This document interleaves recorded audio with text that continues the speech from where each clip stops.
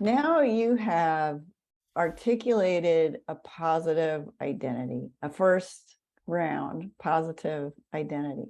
So if you're following along with the book, you've done steps 1, 2, 3, and 4. And you'll notice that we're circling you back to step 1 at this point. And this is part of the ongoing nature of this practice. There's not really a time when you're done with it. It's something that you'll have as a companion for the rest of your life. And so by circling back to step 1, we're going to be able to show you how it evolves and how it stays with you. So at this point, you've already done, hopefully, a lot of step 1. And you can, if you haven't, the first thing to do is to build up that practice of daily reflection on positive moments. We want you to get really good at that so that you have confidence that even in difficult times, if you set yourself the task of recalling a moment that was somewhat better than other moments, you feel you can do it. And that kind of confidence makes the next thing we want to talk about, focusing on the present, seem more doable. Maybe in the beginning of the practice, we were experiencing a lot of negativity, and focusing on the present seemed not so inviting. Maybe it seemed like there were a lot better things to do. But now that you are well practiced in recalling positive moments, the present moment seems safer and maybe more interesting. All right, so Gerald, what should people do to start to build up the capacity for focusing on the present moment? Can you read number 2, Yeah, item number 2, and talk to us about that? I will. I'll start with that. That's that number. The second there. So a second batch of numbers. From time to time, pause your attention within and notice present moment thoughts and feelings with acceptance and interest.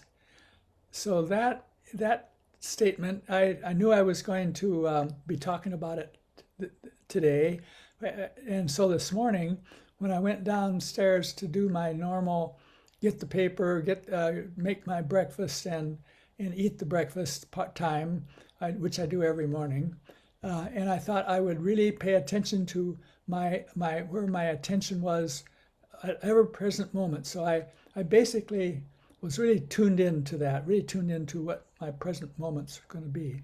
And here's some of the things that occurred for me. The first thing I noticed that was I was really it really made a difference as to where my focus was. Sometimes I have the TV on, which is right there, and so I can see what's going on in the world while I'm making my breakfast. But I realize that when you do that, that is the opposite of focusing in on what you're attending to, because your attention is all on listening to the music, to the TV, and of course, the TV news is always bad. Usually, and so if you're thinking about how you're going to feel, you're probably, when I listen to the news on TV, I feel bad. I don't feel good typically. Most of the time, sometimes I can, but usually not. So I obviously have the TV off during this time, and now I'm making my focusing my attention everything I do, and I've done these things, so I really like making breakfast, and I really like doing this. So I have good feelings while I'm doing this. And I did that. I make my poached eggs. It's just a certain way, and I have my method, and I was really tuned into how the eggs were doing when they were ready, and I knew that I was paying attention to it. I always do it anyway, but today I was especially, because I know I was going to talk about this, so I was really focused in on what my attention was on when doing the eggs and everything. And then when I sat down and started eating, I realized that what I was eating was I liked certain flavors better than others. And one thing that I always have the choice of when I get my eggs down and I start eating them is how much salt I'm going to put on them. And I realized that I've heard over from other people, and I've had other experiences, that too much salt is not good for you. In fact, I heard a statement not too long ago on a health show that was saying that those people who always want to put more salt on the food that they have than what's usually there, that they don't live as long as the people who don't do that. So I'm aware of the and sort of conflicted by, I like salt flavor, but I was aware of that conflict right there as I was. And I didn't put salt on, of course I don't, because I have good willpower on things like that. But I was aware of that process going on, which goes on practically every morning for me. So there's little negative things that happen, and then there's positive things. And I like certain flavors other than salt, luckily. And so I'm eating things, and then I have, if there's certain type of, I end up with having hot chocolate that I like the flavor because it's kind of sweet and probably isn't too good for me, but I like it anyway. And I usually have hot chocolate, and I eat my yogurt with a lot of fat in it because I'm trying to put on weight. And so I'm eating this yogurt, and this yogurt isn't as good as the usual yogurt. And I was aware of that, this yogurt, and I was glad I was finishing it because it wasn't.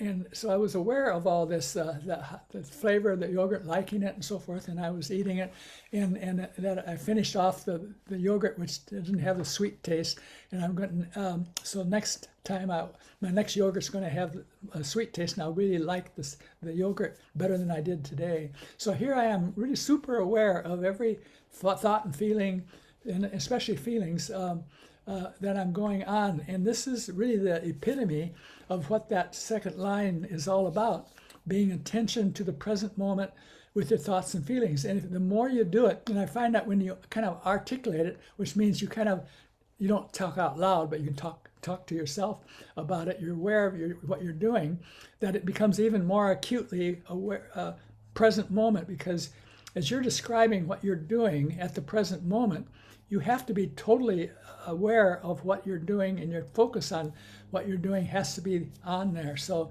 and that's I find the more you do it, I do it, the better I feel about it, because it's really implementing that. I'm really in the present moment. I'm really focused on it, and that's what we are hoping to do. And you can train in a way, you can become that way by following this practice.